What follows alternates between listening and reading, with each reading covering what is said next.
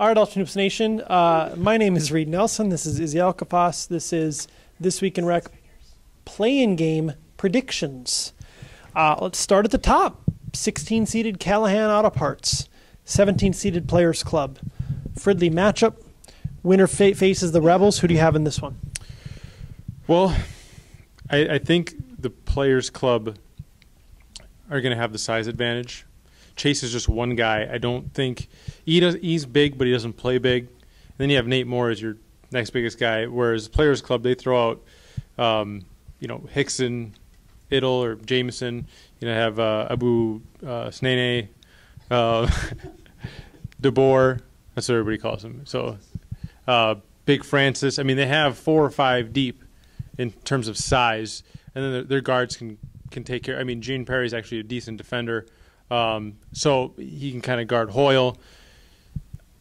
I think it's going to come down to whoever plays harder, and I think the Players Club will end up playing harder than Callahan, just because I think Callahan's just a little older. It just seems like they're a little too old. He almost gets like he starts wobbling. In the second half, just gets tired. Hell of a player, but he just gets tired. Chase might be playing a second game, right? Gorillas might be first. Not sure how that's going to play out. We'll see. Gorillas don't play till Wednesday.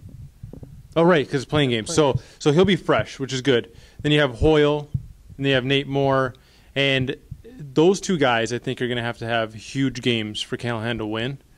But I think with DeBoer out there making threes, running around, he'll be the key for them. So it'll be DeBoer's threes versus the guard play of Hoyle, Nate Moore, and even J. Mike. So I'm going to go with Players Club.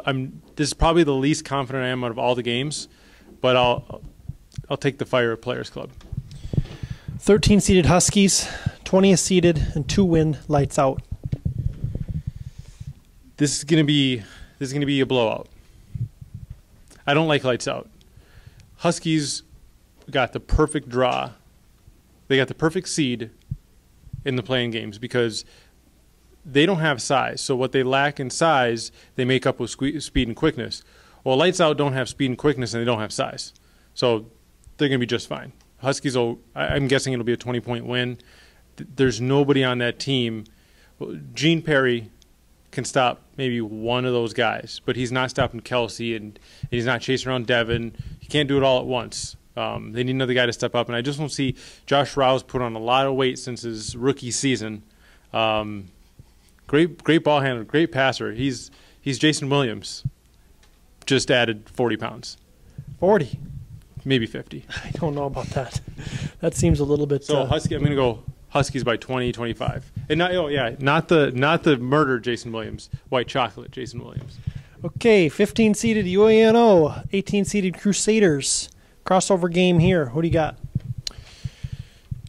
UANO is by far the more talented team in my opinion. But the Crusaders actually played that. They played like the old Red Devils when they had Jordan. It's that gritty, even the Rebels, that gritty kind of grind you down game. But they just don't have – I just don't believe in their talent. They have a lot of good, hard-working players, but they don't have a guy that say, hey, give me points. That kind of hurts you when you get in the playoffs and you need to start winning multiple games. And when it's one and done like that, there's a lot of pressure on your offense. With UANO, they can throw multiple guys out on the perimeter, give them the ball, and they can score one-on-one. As long as they move the ball around and get good shots, I don't see how the Crusaders are going to be able to hold them to enough points for them to stay in that game. So I think UANO wins, and I think they'll win by 7. And I think it also is an advantage that the game's going to be played in Fridley, right? So do all the Crusaders make it up here? And on a Tuesday. And on a Tuesday. So that's another slight edge to the UANO. 14-seeded Shockers, 19-seeded Pigeons, last game of the night. This is a bad matchup for the Pigeons because the Pigeons are old, slow. I mean, like to bring the ball up, take our time. Don't like the pressure. Don't like the young guys. It kind of reminds us of our old days. You just kind of hate them. And all the guys on the Shockers are just young guys. So running around chasing 23-year-olds is not something that you and I and Helmy and Casey and Pat want to really do.